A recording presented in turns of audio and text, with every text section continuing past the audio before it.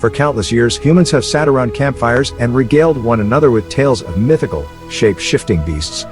These macabre creations horrify and thrill in equal measure. They chase us through our nightmares. They play tricks on the mind during those dark winter nights. We seem equally fascinated by the idea of humans transforming into animals, or therianthrope. The transformation scene from An American Werewolf in London remains an iconic depiction of this otherworldly change. Such horror reminds us of our own animalistic roots. In modern times, most cultures see shape-shifting and therianthropy as the work of overactive imaginations or the remnants of a superstitious past. But, as some of the entries in this list will show, shape-shifting demons and witch therianthropes are not quite in the rearview mirrors of all cultures. Go to Japan, and you will find the landscape peppered with statues of creatures bearing inordinately large testicles. These ceramic sculptures are depictions of the tanuki, small, raccoon-like animals that are common to Japanese folklore. Actual Japanese raccoon dogs are also referred to as tanuki. Japanese legend speaks of a tile maker who was made wealthy from a dancing tea kettle. The kettle was said to be a shape-shifting creature called a tanuki. These mythical beings were raccoon dogs that used their shape-shifting abilities to reward the kindly acts of strangers. The tale begins with a Shinto priest repairing an old tea kettle. He places the kettle, now spick and span, on a hot stove. The priest is horrified when, all of a sudden, the object sprouts arms and legs. "Ouch!" cries the tanuki.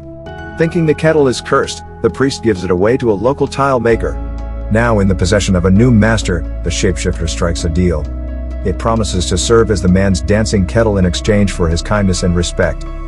Some tanuki are said to have a much darker side to them. In the tale of the farmer and the badger, a tanuki shapeshifter destroys a Japanese farmer's rice field. The farmer ensnares the mischievous animal and vows to turn it into tanuki soup. But the farmer's wife takes pity on the tanuki and lets it escape. In an act of vengeance, the tanuki murders the woman and turns her into soup. The tanuki then transforms into the farmer's wife and tries to make the farmer eat a bowl of his beloved's delicious remains. The story gets stranger yet. An enraged rabbit, one of the farmer's friends, takes exception to the horror show. The rabbit punishes the tanuki by playing a series of tricks on it. The rabbit hurls a bee's nest on the tanuki, sets him on fire, and thwarts him in a boat race. It was once believed that fairies, elves, or witches would abduct human infants and replace them with their own sinister offspring. The original babies were either raised by the mythological creatures or handed over to the devil as a sacrificial gift. While the changeling takes on the guise of a small child, there are obvious signs that a swap has taken place. Changelings were said to speak with greater wisdom than that expected of a normal child. They also like to dance, drink, and eat. However, despite their insatiable appetite, the creatures often displayed stunted growth. Changelings are common to European folklore and may even have pre-Christian roots. The first documented case of a changeling was described by the Bishop of Paris, William of Auvergne, in 13th century France. They say they are skinny and always wailing in such milk drinkers that 4 nursemaids do not supply sufficient milk to feed one. These appear to have remained with their nurses for many years, and afterward to have flown away, or rather vanished. The brewery of eggshells test was commonly used to confirm the presence of a changeling. The child was placed in front of a roaring fire.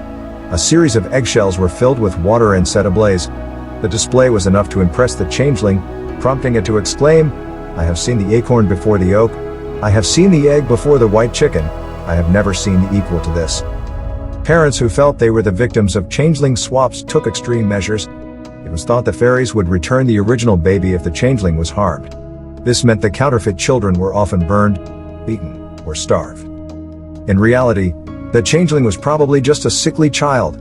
The parents were likely confusing simple childhood disorders like autism or birth defects like spina bifida with superstitious manifestations. A mythical fairy of Celtic folklore, the Puka is a dark-furred creature that assumes a variety of forms. The name stems from the Old Irish word for goblin, Puka. Legend has it that the Puka has used their shape-shifting powers to change into cats, rabbits, horses, ravens, goats, goblins, and even humans. The Puka's motives are usually unclear, demonstrating both malevolent and benevolent intentions. According to some folklorists, the Puka usually comes out to wreak havoc at night. These sly pranksters leave their mountaintop homes to roam the countryside, smashing fences and spoiling crops. Its most common form is reported to be that of a black horse with golden eyes. The horse gallops around remote areas looking for a suitable rider. Those who fail to answer the creature's calls have no alternative but to watch as the horse destroys their earthly possessions. It is said that Ireland's King Brian Boru once tamed the fabled beast. He leashed the Puka with a bridle made from its own tail. The king rode the Puka until it was utterly exhausted. He made the creature promise to leave both Christians and Irishmen in peace. The Puka was given a slight concession, though. It was still permitted to play its devilish tricks on unsuspecting drunkards and evildoers. Puka can, on occasion, show a more caring side. Some of the more superstitious parts of Ireland believe the Puka reveals prophecies and warns people about evil fairies. They also reward acts of kindness by helping out with manual labor. Skinwalkers were once normal members of the Navajo and Ute tribes.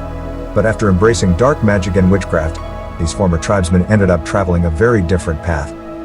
The Skinwalker cloaks itself in the skin of whatever animal it wishes to become. These therianthropes can become bears, wolves, owls, coyotes, and crows. According to Navajo mystics, the Skinwalker takes on the properties of that animal. For example, tribal shaman could change into a wolf to gain speed and agility. To become a Skinwalker, a medicine man must commit an act of great evil, like killing a close family member or friend. These disgraced shamans are permanently exiled from Navajo life. They have become, in Navajo tongue, Yi Nald Lashi. With it, he goes on all fours. Skinwalkers are often cast out because of necrophilia, murder, or grave robbery.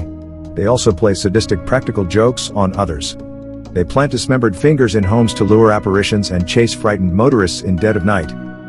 But the Skinwalker's secret weapon appears to be corpse powder. The powder induces convulsions and causes the recipient's tongue to drop out.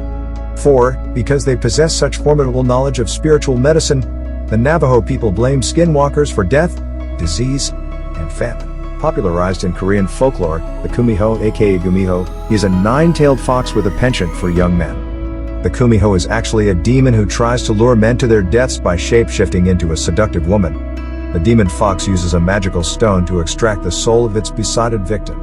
In some versions of the story, the fox rips out the liver or heart. This can take place while the demon is engaging in sexual acts. In the Jewel of Fox's Tongue, a shape-shifting Kumiho slays 99 schoolboys, siphoning off their human energy. In accordance with similar tales of the Kumiho, the fox needs to claim just one more soul to reach heaven. But she is bested by her final victim. The fox tries to take the boy's energy by rolling an enchanted jewel, Yewug Uziel, over his mouth. He sees through the fox's ploy and swallows the jewel. This grants him great wisdom. He sees no other option but to rally his fellow villagers and hunt down the deceitful Kumiho. The Korean word for fox, yo, has negative connotations. It is often used to describe women who are cunning and manipulative. Tales of the Kumiho aim to promote Confucian principles, warning Korean women against engaging in sexual deviancy. The Aztecs believed that animal spirits were linked to each person's life energy. The nature of this spirit was determined through the Mesoamerican calendar. Sorcerers who had the power to transform into animals, and were born on certain dates, were known as Naguals. The Olmecs and the Maya thought Naguals were stealthy night stalkers who drank the blood of innocent mortals. Other reports suggested they could control the weather and cast bizarre illusions. The historian Antonio de Herrera penned one of the earliest accounts of these mysterious figures. He argued that the devil would assume the form of a lion, tiger, coyote, lizard, snake, bird, or another animal to con the Maya tribespeople of Sircuin, Honduras. Herrera spoke of a tribesman who, in a desperate bid to achieve the wealth of his ancestors, embraced Nagualism. After performing a sacrificial ritual in which he laid waste to a dog or a fowl, the man slept. Talking spirit animals filled his dreams and delivered the following prophecy. On such a day go hunting, and the first animal or bird you see will be my form, and I shall remain your companion and Nagual for all time. It is likely this prophecy was the work of an intoxicating plant called peyote, peyote. Its hallucinogenic properties were often mistaken for supernatural divination. In many parts of rural Mexico, the legend of the Nagual lives on. Recent sightings suggest the beast has now taken on a more feral appearance, looking like a large dog or wolf. The Naguals have been blamed for missing persons, stolen goods, damaged property, and dead livestock. Madame Pele is an ancient deity who played a major role in shaping the Hawaiian Islands. It is no wonder then that Pele plays such a pivotal role in Hawaiian culture.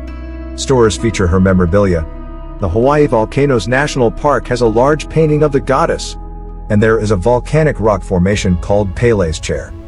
The shape-shifting goddess is also known by the name Pelahanuamia, or she who shapes the sacred land. Locals claim they have seen their goddess in the form of a white dog or a beautiful woman. Legend has it that Madame Pele was born in Tahiti. She was forced to flee, however, after seducing her sister's husband, a wise decision, considering that her sister was the goddess of the sea. The voyage took her to the islands of Hawaii, where she used a divining rod, poa, to create a series of giant fire pits. These pits represent the region's many volcanoes. Madame Pele eventually settled down in Hawaii and created the most active of the island's volcanoes, Kilauea. Today's volcanic activity is said to be more pronounced when Pele is angered. It is, therefore, not unusual for local islanders to leave offerings to ease her mood. In 2018, many locals celebrated the eruption of Kilauea. The event triggered a number of earthquakes and destroyed many homes. "My house was an offering for Pele," explained retired schoolteacher Monica Devlin. "It's an awe-inspiring process of destruction and creation, and I was lucky to glimpse it." The goddess was romantically pursued by another shapeshifter, the demigod Kumiho, aka the Hog Child.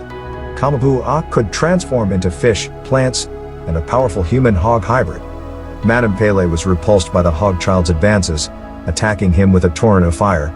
In the ensuing battle, Kumiho wielded an unstoppable army of hogs to defeat Pele and her relatives. Horrifying accounts of a predatory demon have spread throughout parts of Africa. One of the Bantu tribes of Kenya, the Kikuyu, names this evil hunter the Illamu. Some tribe members say the Illamu takes on the form of a healthy man. Others claim he looks more like a deformed village elder, with one of his feet jutting from the back of his neck. According to Kenyan folklore, the Illamu is a flesh-eating terror that can shapeshift into a replica of another human. To do this, Illamu must steal the target's hair, nail clippings, or blood. The demon can also possess a range of animals, most often lions.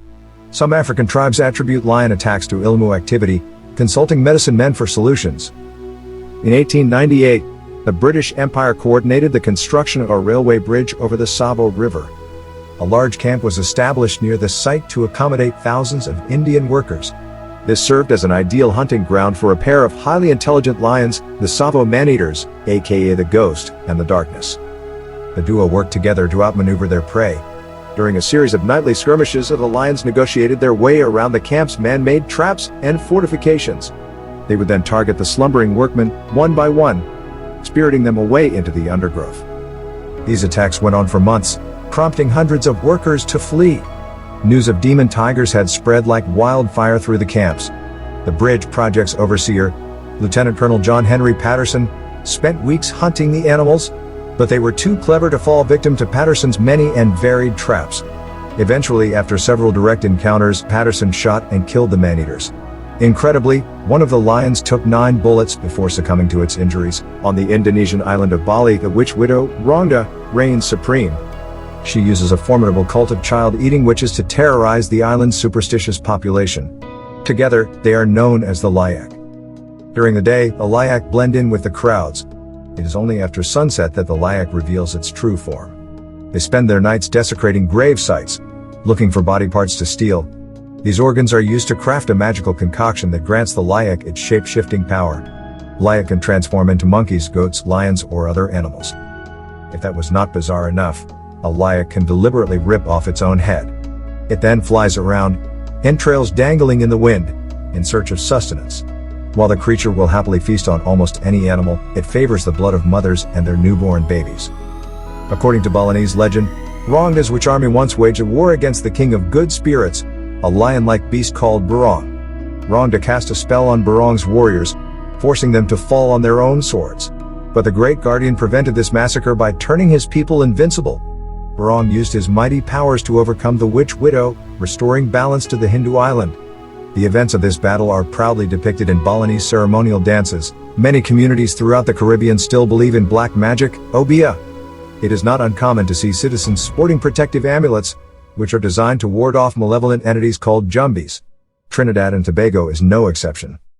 The people of the West Indies nation fear a shape-shifting jumbi named Ligahu, also spelled Lagahu. Derived from French folklore, the Ligahu is a muscular man with a coffin for a head. His torso is sheathed in heavy chains, which rattle as he hunts for food. Ligahu feasts on the blood of livestock and, more rarely, humans. While the Ligahu spends much of its time looking like a weightlifting pallbearer, the beast can transform into a variety of animals, including a centaur-like creature.